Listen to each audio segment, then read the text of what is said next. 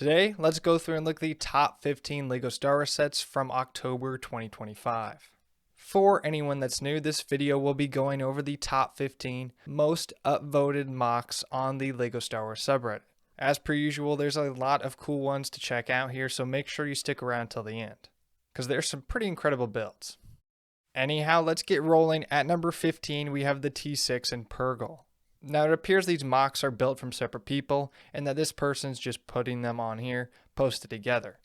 While I've seen the T6 MOC before, I have not seen that Purrgil MOC. That is such a great idea. It adds a ton to that set and just kind of adds the display around it. First off, I'll talk about the T6, which is a pretty iconic MOC. I feel like when Ahsoka came out, that MOC made its way around, so most of you have probably seen it before if you're anywhere into the MOC space. It's a really good one. It takes the playset and just makes it UCS quality. A terrific looking upgrade to that set. However, I think the main one out of these two is the Purrgil that really interests me. Star Wars creatures, animals, whatever you want to call them, probably don't get enough credit. I mean, LEGO doesn't really make them ever. So seeing something like the Purrgil here is very refreshing. It's a very interesting creature in both its design and its just general qualities about it. It kind of has this mystic quality to it, and that's displayed in this build with all those different little pieces on it acting as those tentacles. It's quite the look and looks really good next to the T6, which of course is kind of synonymous with Rebels and Purrgil and all that kind of stuff going on in that corner of Star Wars. Hopefully LEGO eventually makes like a Chimera build and includes some Purrgil, or some kind of Ahsoka set that gets some Purrgil included would be cool. A nice little side build, probably not as big as this, but would be a cool addition to see someday.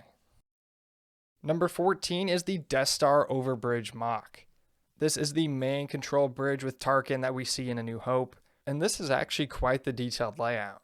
The floor doesn't have too much going on, but that's pretty understandable. The walls, though, have an incredible amount of detail. More than they probably need, but it looks great. The window especially, its shape is very well done. I particularly love the viewport though, seeing the little planet, which I'm assuming is Alderaan. Looks wonderful, and the little stars too. It's a very complete scene. It'd make for a pretty good diorama if LEGO ever wanted to follow suit with something similar to this scene, as this is essentially just a really big MOC diorama.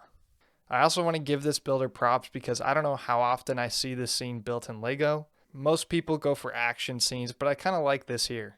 Seeing something different for a scene that maybe doesn't get quite as much love from the LEGO community as other action scenes. The 13th MOC we have here is an alternative build of the ARC 170. This builder flipped it around into a Y-wing, which is quite an interesting take. I'm surprised how well it looks given the ARC 170, but if the builder's talented enough, they can do quite a few different things. The general shape, I'd say, is captured extremely well. Of course, if you try to dive into the details too much, you're going to notice some flaws or other places that maybe don't look the best or combine too great. It's an alternative build. You can't be too picky. Even at that, though, if you're not comparing it to a normal Y-wing, I think it actually looks really cool as just an alternative Y-wing, like a different model. It's just a little different from a normal Y-wing. It feels like a variant, kind of like a modded design. And that's just cool. The engines, I'm sure, were the biggest challenge for the set, but they actually came together extremely well. I love the curved pieces coming all the way around and then to the back. It's partially enclosed, but not really. You can see the glow of the engine, and I just like that look. The red and white color scheme also works extremely well together. It feels very deeply detailed and well done for an alternative build. 12th on this list, we have a really big MOC here, a huge Clone Wars battle. Not too many MOCs like this have been posted, at least so far since I've been doing this series, so I'm glad someone finally kind of took the dive and got back to classic MOC making.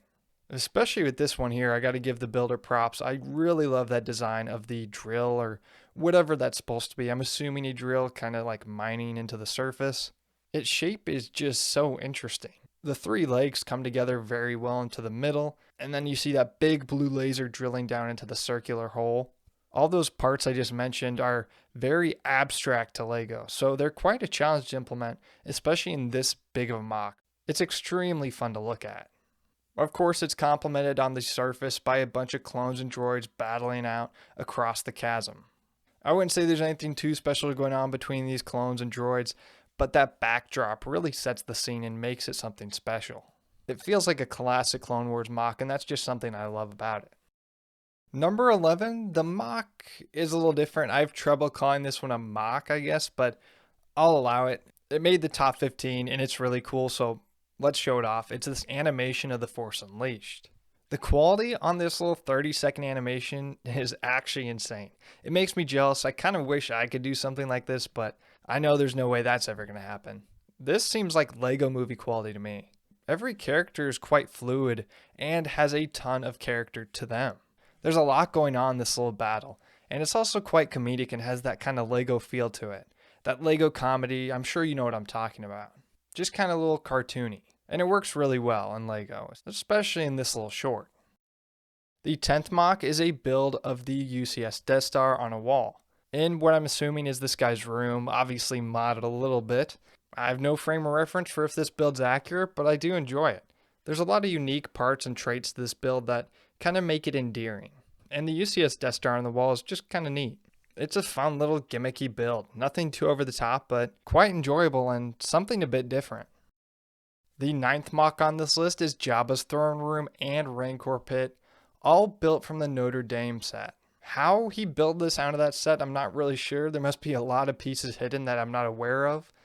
Especially the underside, there's a lot of dark brown there. I don't know where that came from, but hats off to this builder if he was able to accomplish that. As if he didn't tell me this was an alternative build, I really wouldn't have been able to tell. It's an extremely well done diorama. Topside looks especially good. Jabba with all his goons fit in perfectly. That big arch is astounding. How they were able to build that, I don't know, but I give them major props for being able to make that in Lego.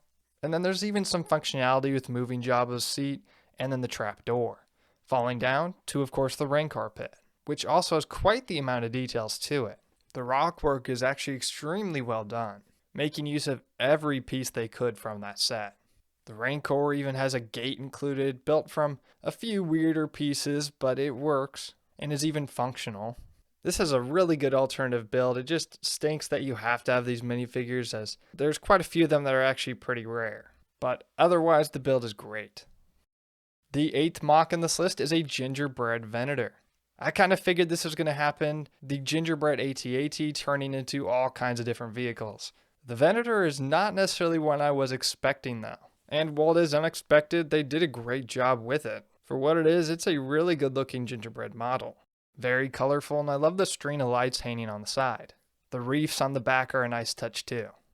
It's quite the neat adaptation of the AT-AT. Moving on, at 7 we have the Separatist arrival on Utapau MOC. This person went all out with a full set design. It's quite the interesting idea. I can't say I've really seen it before, especially done quite like this. But I do like the idea. The minifigures are something of interest. The Separatist leaders aren't ever really made in Lego, so getting someone like Newt Gunray would be cool. Maybe someone from the banking clan. Some of these guys here are kind of no-namers, so I would have preferred maybe bigger names that we actually kind of know. But other than that, I do love the idea of this set. The Separatist shuttle is a ship I really love for some reason. I just think it has a unique design to it and works really good in Lego. Unfortunately, it's only ever been made once, so a remake would be great. This would be a good scene to remake of it. And a side build of those chairs wouldn't be a bad inclusion either if they wanted to base it off Utapau. Sets like this make me wish Lego had a bit more imagination and were stretching out a bit more at their set design. Sometimes they just remake the same set too often, and we need a fresh shakeup like this. Number 6, the MOC here is a Mandalorian Delta 7. This set is very much inspired by Mando's N1, but taken to a Jedi Starfighter. It has that same kind of hot rod feel that Mando has, but now in a Jedi Interceptor, which is a really clean ship. It's a pretty standard build here, but the design really stands out. The color markings on the ship are quite powerful and draw you in. The chrome works so well with that orange, especially the straight pipe leading all the way to the back. It has a really good design and a really unique feel to it. That also surprisingly works really well with the N1. The 5th MOC on this list, we have another gingerbread AT-AT MOC. This time though as an addition, not an alternative build. The AT-AT was left alone here, but they added a small speeder going around it. This is a great call and a huge missed opportunity by Lego. And using Garland as the tow cable, equally so. A really genius idea and a small little build that could have been included for basically no extra cost and made the set that much better. The fourth mock we have is kind of a weirder one. It's just a scene of working on the Death Star. Kind of a unique, just playful mock that doesn't have too much to it, but it's fun to see Star Wars characters like this in different settings. It reminds me of Lego games and that kind of comedy coming from them. So it works pretty well, and while it's not going to be my favorite mock from the list, they put some effort into it and it's kind of fun. The third mock on this list is an alternative build of the Star Destroyer playset. And how they built this ship from that, I'm not really sure. Never could I ever have thought of building a CIS control ship from that Star Destroyer. There's such a different shape, I just can't imagine how hard this was to build. And yet, it looks phenomenal. This looks like an actual playset LEGO would release.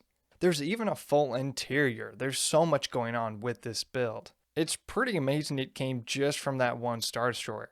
Looking around the outside, I truly can't find anything to critique.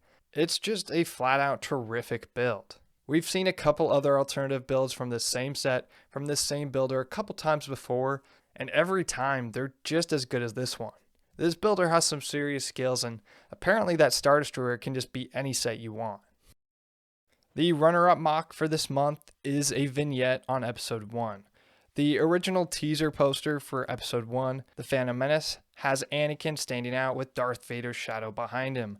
A very iconic poster, one of the cooler ones that Star Wars has put out. Well, all the posters are really good, but this one in particular was just so different from the others. Having a singular character on front with that shadow changing Darth Vader, and it translates extremely well to LEGO. It's not a mock that I thought really could have been done, but this builder proved me wrong. He builds the tan building and then just puts some darker bricks on top to act as that shadow. And with how iconic Darth Vader's outline is, you can clearly tell what this is supposed to be. I love this little mock and it worked great as like a May 4th gift with purchase. Finally, we've reached the top set on this list, and that is a General Grievous build.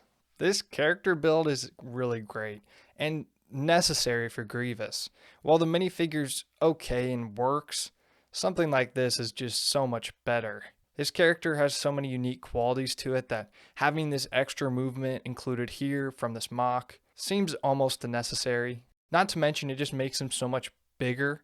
I'm not sure how in scale it is within universe, but it looks pretty good. Maybe a little big, but worth that sacrifice in scale. The biggest improvement is obviously the forearms. Having them out and posing them in so many different directions works so well. This mock looks terrific and is very functional. It honestly makes the Grievous minifigure look kinda lame in comparison. A cool character build with lots of interesting uses for parts. My favorite, I have to point out, is the gray sausage used for his hips. It gives it that slight curve that makes it a bit more natural, not so rigid.